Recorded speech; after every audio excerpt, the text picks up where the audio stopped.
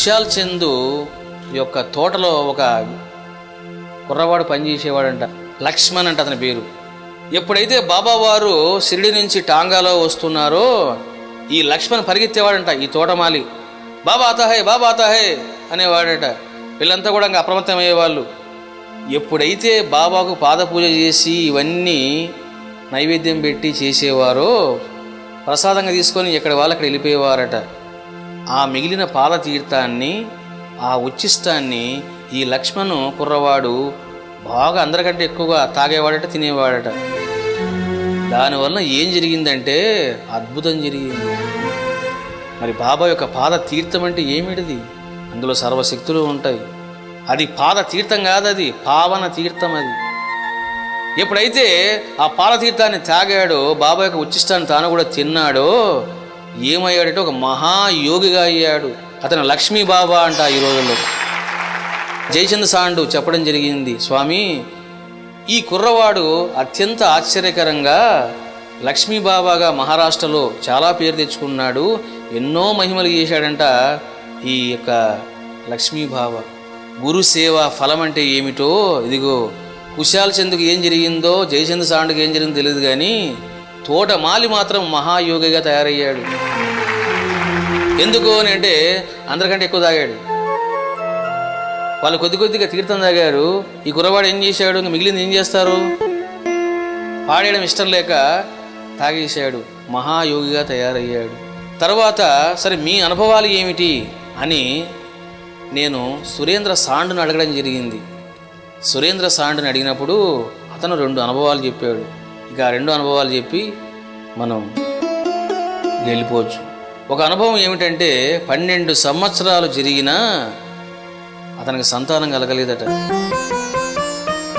సంతానం కలగపోయేసరికి అతనికి చాలా బాధ కలిగింది. సుమారుగా ఒక 10 సార్లు అబార్షన్ అయిపోయిందంట భార్యకు.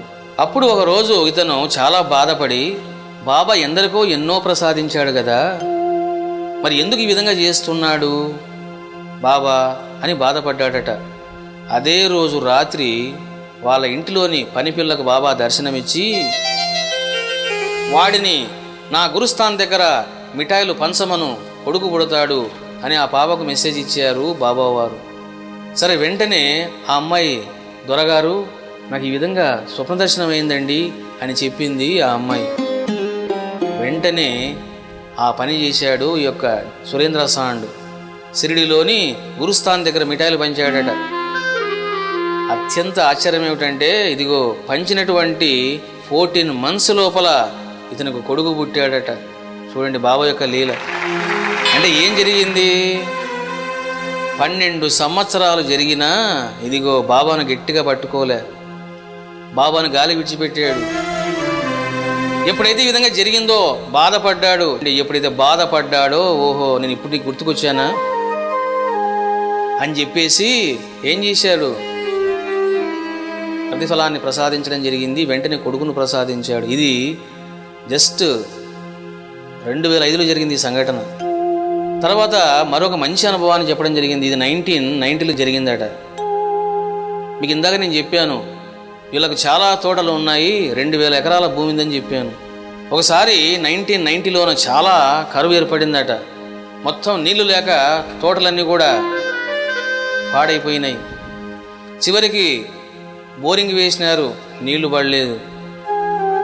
ఇక లాభం లేదండి అని చెప్పేసి వాళ్ళు వెళ్ళిపోయినారు. అప్పుడు ఫస్ట్ టైం అంట ఈ యొక్క సురేంద్ర సాండు బాబా ముందు నిలబడి, బాబా నీ ప్రేమ కేవలము మా పెద్దలైనటువంటి చంద్రబాన్ సాండు పైనైనా, కుశాల్ చందు పైనైనా, అమలోక్ చందు పైనైనా, మా మీద మీకేం ఉండవా అని కన్నీళ్లు పెట్టుకొని ప్రార్థన చేశాడట. ప్రార్థన చేసి ఎలాగైనా సరే నాకు నీళ్లు పడాలి బాబా అనుగ్రహించు అని ప్రార్థన చేసి తన ఇంటికి తాను వెళ్ళిపోయాడట. ఎవరైతే నీళ్లు పడవండి అని వెళ్ళిపోయినారో ఎందుకో మరి వాళ్ళు వచ్చారట. వచ్చి మళ్ళీ కాస్త ప్రయత్నం చేశారు.